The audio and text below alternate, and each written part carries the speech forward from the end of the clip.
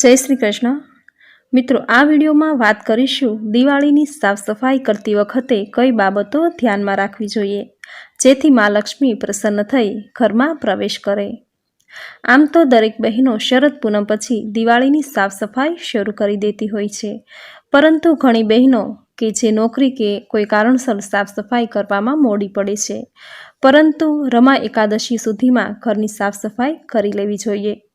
કારણ કે એવું કહેવાય છે કે વાઘ બારસથી લઈને દિવાળી સુધી માતા લક્ષ્મી ઘરમાં રોજ એકવાર પ્રવેશ કરે છે। જેના ઘરમાં આ દિવસો દરમિયાન માતા લક્ષ્મીની પૂજા થતી હોય, ઘરના આંગણામાં દીવા પ્રગટેલા હોય, રંગોળી પૂરી હોય, આ જોઈ માતા ખૂબ પ્રસન્ન થાય છે અને તેના ઘરમાં સ્થાયી નિવાસ કરે છે। આથી દરેક બહેનોએ 11 એટલે કે રમા એકાદશી આવતા સુધીમાં ઘરની સાફ સફાઈ જરૂર કરી લેવી જોઈએ। કારણ કે માતા લક્ષ્મી જ્યારે ઘરમાં પ્રવેશ કરે ત્યારે ઘરની ગંદકી જોઈ માતા નારાજ થઈ જાય છે અને એ ઘર સામે ક્યારેય નથી જોતી। આથી જ 11 સુધીમાં ઘરની સાફ સફાઈ કરી વાઘ બારસ આવતા સુધીમાં ઘરને સુંદર તોરણો, રંગોળી, દીવડા, રોશની આદિથી શણગારવું, માતા લક્ષ્મીનું સ્વાગત કરવું જોઈએ। આ બધું જોઈ માતા લક્ષ્મી ખૂબ રાજી થશે, કારણ કે માતા લક્ષ્મીને સ્વચ્છતા અને સુંદરતા ખૂબ પ્રિય છે, જેથી માતા લક્ષ્મી પ્રસન્ન વદે ઘરમાં પ્રવેશ કરશે અને સ્થાયી નિવાસ કરશે। સાથે ઘરની સફાઈ કરતી વખતે એવી ઘણી બધી બાબતો છે જે જરૂર ધ્યાનમાં લેવી જોઈએ, જેવી કે સફાઈ કરતી વખતે ઘરનો દરેક ખૂણો ખાંચરાની સફાઈ કરવી, ઘરના કોઈ ખૂણામાં ગંદકી કે ઝાડા ન રહે એ રીતે સફાઈ કરવી, ઘરના અમુક સ્ટીલના વાસણો જો ફાટી ગયા હોય, અમુક કાચ કે ક્રોકરીમાં તિરાડ પડી હોય તો એ ઘરમાંથી હટાવી દેવા જોઈએ। ઘણીવાર ફાટેલા વાસણો કે પછી તૂટેલી ક્રોકરી ઘરમાં રાખી મૂકતા હોઈએ છીએ, પરંતુ તૂટેલા વાસણો ઘરમાં નકારાત્મક ઉર્જા ફેલાવે છે। આપણામાં કહેવત પણ છે કે તેના નસીબ ફૂટેલા છે, બસ આ જ કહેવત અહીં લાગુ પડે છે, જે સકારાત્મક ઉર્જા ઘરમાં પ્રવેશ નથી કરવા દેતી, જે ઘરમાં કલેશ અને ઝઘડા ઉત્પન્ન કરે છે। આથી ઘરની સાફ સફાઈ કરતી વખતે આ વાસણો જરૂરથી ઘરમાંથી બહાર કરી દેવા જોઈએ। તેમજ ઘરમાં જો બંધ પડી ગયેલી ઘડિયાળ કે પછી તેનો કાચ તૂટેલો હોય તેવી ઘડિયાળ હોય તો તે ઘડિયાળને તુરંત જ હટાવી દેવી જોઈએ। વાસ્તુશાસ્ત્ર અનુસાર ઘડિયાળ એ આર્થિક પ્રગતિનું પ્રતીક છે। ઘરમાં જો ઘડિયાળ બંધ પડેલી હશે તો તે પ્રગતિમાં અવરોધ આવી શકે છે। તેમજ ઘરમાં કોઈ દેવી દેવતાની મૂર્તિ તૂટેલી કે પછી ખંડિત હોય તો તેને તુરંત જ જળમાં પધરાવી દેવી જોઈએ। આ ખંડિત મૂર્તિ નકારાત્મક ઉર્જાનો સંચાર કરે છે। દિવાળીની સાફ સફાઈ કરો ત્યારે છત પર કોઈ પણ વધારાનો સામાન ન રહેવા દેવો જોઈએ।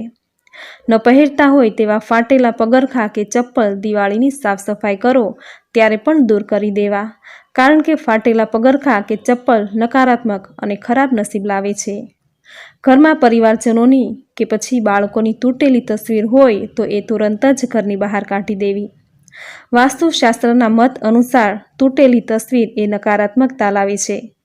ઘરમાં રહેલું ફર્નિચર જેવું કે ત્રિપાઈ, ટેબલ, સોફા, અલમારી આદિ કોઈ પણ ફર્નિચર તૂટેલું હોય, દરવાજા નીકળી ગયા હોય કે પછી પાયો તૂટી ગયો હોય તો તેને તુરંત જ સમારકામ કરાવી લેવું અથવા ઘરમાંથી બહાર કાઢી દેવું, કારણ કે વાસ્તુશાસ્ત્ર અનુસાર તૂટેલા ફર્નિચરને અશુભ માનવામાં આવ્યું છે। જો ઘરનો તૂટેલો અરીસો છે તો વાસ્તુશાસ્ત્રના કહેવા મુજબ ઘરમાં તૂટેલો અરીસો હોવો એ નકારાત્મક ઉર્જા સક્રિય થવાની નિશાની છે। આથી તૂટેલો અરીસો જો હોય તો તેને પણ ઘરથી બહાર કરી દેવો। આ રીતે દિવાળીમાં ઘરની સાફ સફાઈ કરો ત્યારે ઘરમાંથી તમામ ખૂણે ખાંચરેથી ધૂળ, મેલ, ઝાડા વગેરે સાફ કરી તૂટેલી ફૂટેલી ચીજ વસ્તુ કે પછી કાંઈ પણ વસ્તુ હોય તે બહાર કરી દેવી, જેથી ઘરમાં સ્વચ્છતા સાથે માનસિક શાંતિભર્યું વાતાવરણ સર્જાશે।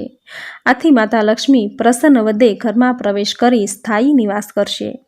તો મિત્રો, આ હતી દિવાળીની સાફ સફાઈ કરતી વખતે ધ્યાનમાં રાખવાની બાબતો।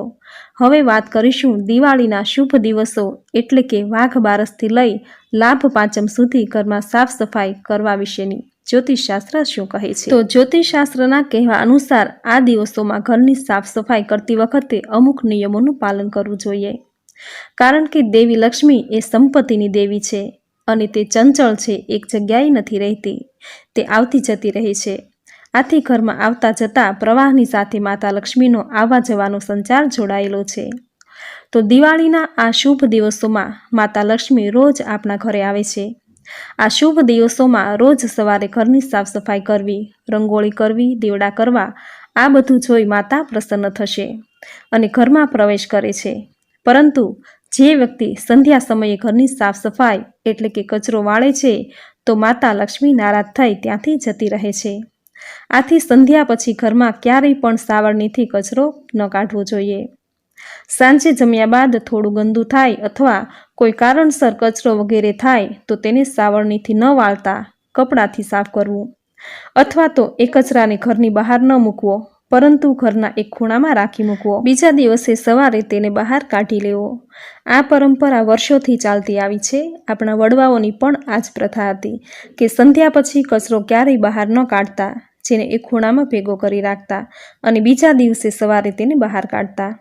જ્યોતિષશાસ્ત્ર પણ એવું જ કહે છે કે જે લોકો વારંવાર ઘરની સાફ સફાઈ કર્યા કરે છે એટલે કે બિનજરૂરી સફાઈ કરે છે તેના ઘરમાં પણ માતા લક્ષ્મી નથી ટકતી. આથી સફાઈ કરવાનો પણ અમુક સમય હોય છે. ઘરની બિનજરૂરી સફાઈ ટાળવી જોઈએ. રવિવાર, મંગળવાર, ગુરુવાર, શુક્રવાર આ વાર એ માતા લક્ષ્મીના વાર છે. આથી આ દિવસે આ વારે ક્યારેય ઘરની સાફ સફાઈ ન કરવી. આ રીતે બિનજરૂરી સાફ સફાઈ કરવાથી માતા લક્ષ્મી નારાજ થઈ જશે. આમ ઘણી બધી બાબતોનું જો ધ્યાન રાખવામાં આવે તો ઘરમાં માતા લક્ષ્મી પ્રસન્ન થઈ સ્થાયી નિવાસ કરશે. ઘરમાં શાંતિ અને સમૃદ્ધિનો વાસ થશે.